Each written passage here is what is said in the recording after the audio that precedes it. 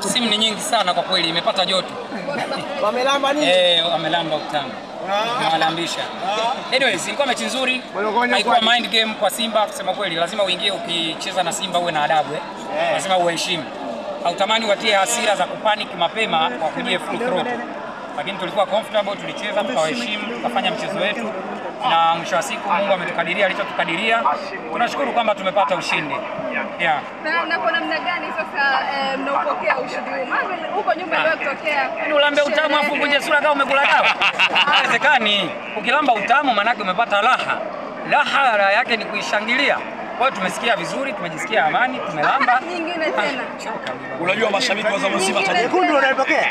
Nachoka. Nataka kusaidia mwenye baharia sikifanye chochote huko. Umenielewa sijui? Huko nyuma mnilinde. Tulindane huko. Ulinzi ni mkubwa. Hii nimeweka 15 ulfu hapa. Vizuri sifike nazo na hata kwenye gari. 17 ipo. 17 ipo. Wewe niangalie kwanza. Ile ya terabyte moja ya silver. Ipo bwana. Wanangu watu wa mpira, watu wa pisi hawana hizo. Anyways, tumepokea vizuri. Tumejisikia raha kujilamba la sisi leo kusema kweli tulikuwa tunaonea wivu wenzetu. Wamejilamba mara 6 mfululizo. Sasa sisi kila siku tunajilamba leo, kesho tunakosa kosa, mara tumefungwa sisi. Wao ukiwapiga unawalamba. Kila siku tukipigwa tunafungwa. Tujue kutofautisha mama, si wadogo.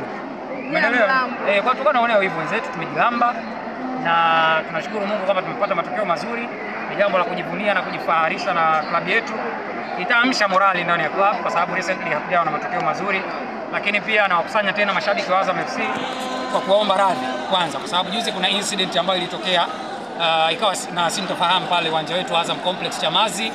Baadhi wakasema kwamba hawatakuja uwanjani kutokana na kutokuelewana na baadhi ya walinzi wetu na baadhi ya vyombo vya usalama, lakini wakati mwingine damu ikishachemka, timu haijapata matokeo mazuri, hizo hali zinatokea. Kwa hiyo viongozi wanawaelewa mashabiki wanachopitia na mashabiki wanapaswa kuwaelewa viongozi pia wanachokipitia. Sisi kama viongozi kwa niaba ya uongozi wa Azam Football Club, mimi nawaomba radhi binafsi kwa niaba ya uongozi, wajitokeze kwa wingi tena uwanjani. Tunakwenda kwenye mapumziko. Maneno matamu sana. Weka hapo.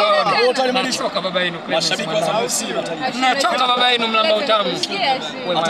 Ana maneno matamu. Basi twende nyumbani ukachukua. Nakupa na zile tishu nyeusi nimekuja nazo. Unazijua? Unataka kuziona?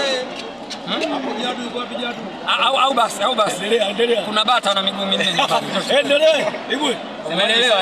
Kwa hiyo mashabiki wetu, hiyo ilotokea ni jambo la kimpira. Protection hizo zipo. Mnaruhusiwa kuikosoa timu yenu, mnaruhusiwa kuishangilia, lakini isifike hatua viongozi, wachezaji tukaingiana maongoni. Kila mtu aeleze